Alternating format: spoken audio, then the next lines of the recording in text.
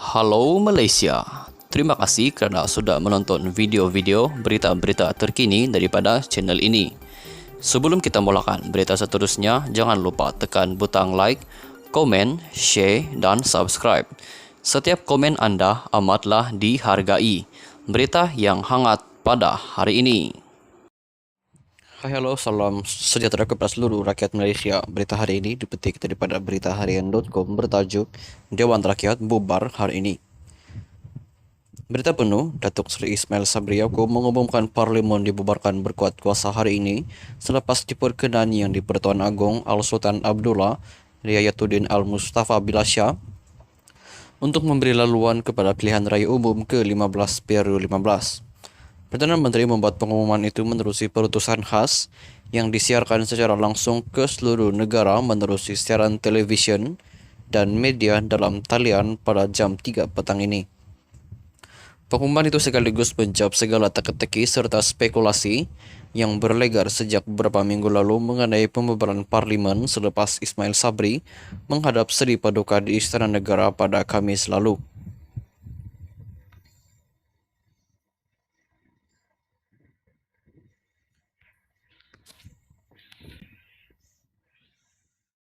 Hai, halo, salam sejahtera kepada seluruh rakyat Malaysia. Berita hari ini dipetik daripada beritaharian.com bertajuk Kerajaan Sementara Kini Perlu Pisahkan Entiti Kerajaan dari Parti Politik. Berita penuh, Kerajaan Sementara atau Caretaker Government yang kini mentadbir negara susulan pembubaran Parlimen hari ini perlu memastikan pemisahan di antara entiti kerajaan dengan parti politik.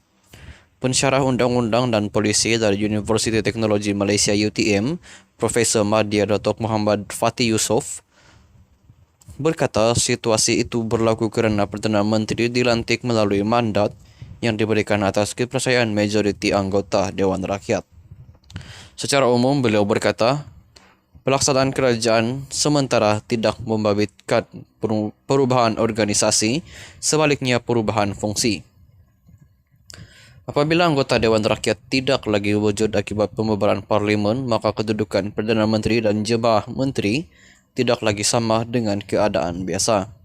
Sewaktu kerajaan sementara, anggota kabinet tidak tertakluk kepada pertanggungjawaban Dewan Rakyat, maka kuasa mereka perlu dihadkan, katanya di sini hari ini. Muhammad Fatty menegaskan sesuai dengan status kerajaan sementara itu, jentera kerajaan pada semua peringkat tidak boleh terbabit dalam kempen politik kepartian. Katanya penjawat awam tidak boleh diarah untuk menguruskan program yang boleh ditafsirkan sebagai tujuan meraih sokongan politik dalam tempoh tersebut. Malah premis milik dan media kerajaan hanya boleh digunakan jika semua parti mendapat peluang untuk memanfaatkannya secara adil, katanya.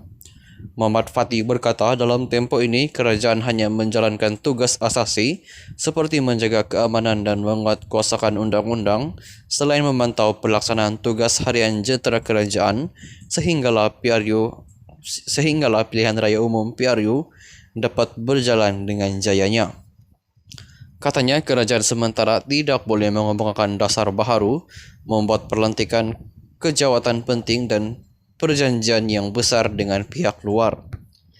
Sebenarnya, konsep kerajaan sementara ini terbina atas 3 prinsip, iaitu konsep amalan pertanggungjawaban dalam sistem demokrasi berparlimen, keperluan untuk melaksanakan pilihan raya yang adil yang mana semua parti mempunyai peluang dan ruang seimbang.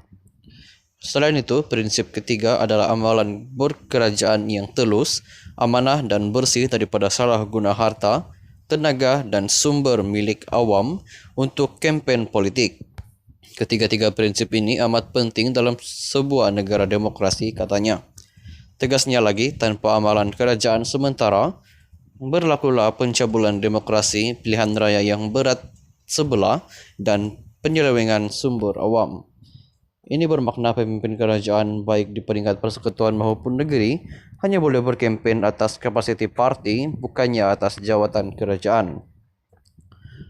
Program kerajaan pada semua peringkat perlu dikurangkan setakat yang boleh bagi mengelakkan salah guna jentera atau program kerajaan untuk mendapat pengaruh politik. Prinsip ini berdiri di atas logik bahawa program dan sumber kerajaan adalah milik awam dan ia tidak boleh disalahgunakan untuk kepentingan persendirian, yaitu calon pilihan raya, katanya. Ujar beliau lagi, kaedah itu sebenarnya dapat dilaksanakan dengan jaya-jaya di negara demokrasi berparlimen lain. Katanya, kebanyakannya dikuatkuasakan secara konvensi atau amalan biasa tanpa terikat dengan peraturan bertulis. Namun ada juga negara yang mengembangkan garis panduan bertulis bagi memudahkan pelaksanaannya. Kerajaan Australia dan New Zealand misalnya mengeluarkan dokumen rasmi bagi menguatkuasakan amalannya secara terperinci. Panduan ini amat sesuai untuk menjadi rujukan bagi pengamalannya di Malaysia, katanya. Dalam perkembangan sama, beliau berkata PRU15 ini adalah peluang sangat baik untuk membina budaya politik yang lebih sehat dengan melaksanakan sebaik-baiknya konsep kerajaan sementara. Tentunya kita mahu menyaksikan demokrasi di Malaysia terus subur dengan menjanjikan persaingan adil dalam suasana yang harmoni dan damai, katanya. Sekian saja berita untuk hari ini. Terjumpa lagi di video yang seterusnya. Stay safe, stay healthy. Bye-bye.